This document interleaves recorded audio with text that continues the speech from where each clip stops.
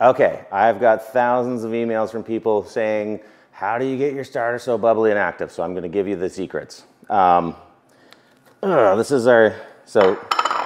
is what we're looking at here. This is, oh, there you go.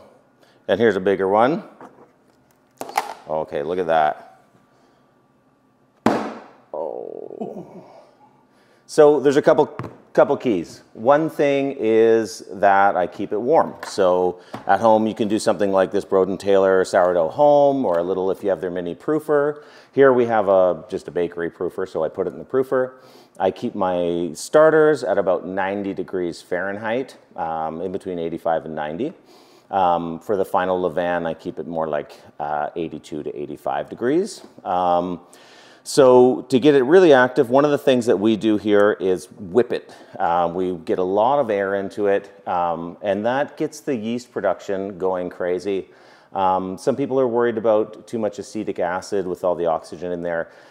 This actually ends up really favoring the yeast production. It gives you a really mild starter, really mild sourdough, but with a lot of activity, a lot of leavening power. So we either, in a big one like this, we'll just use this paint mixer in our drill. We use a drill for everything. And and I really whip it till it's nice and smooth and really aerated. Or we stick the little whisk in here for the smaller ones and whip it up, such as this. Other things you can do. Well, make sure the temperature is always at the right temperature. So use warm water, make sure it's coming out between 85 and 90 degrees Fahrenheit. If you need to get it going, juice it up a little bit, add a little bit of malt powder to it. Not every time, but just to get the starter really moving. The malt creates more food for the yeast, and it goes crazy. So just a pinch of malt into there. Don't add too much, because if you're doing it in your final levain and you add too much malt, your bread will be ruined. So where can you get this? I don't know, I just get it. We can get big boxes from our supplier. If you're at home, probably check Amazon.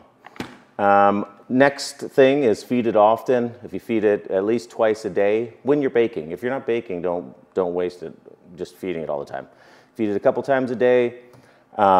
Feed it often. And when you feed it, try to use a low inoculation. So when we make our levain for overnight, we feed it 10% of the total starter weight. If I use 2 kilograms of levain, then I'd feed it with 200 grams of starter. That's it. So I try to feed it low. Every week I bring it way down to just a teaspoon of starter, and then elaborate from there. And in a day or two, you can make hundreds of loaves of bread from just 1 teaspoon of starter. Don't carry a lot over. You carry over too much acid. It won't be nice and fruity smelling. Anyway, there's a few tips for you.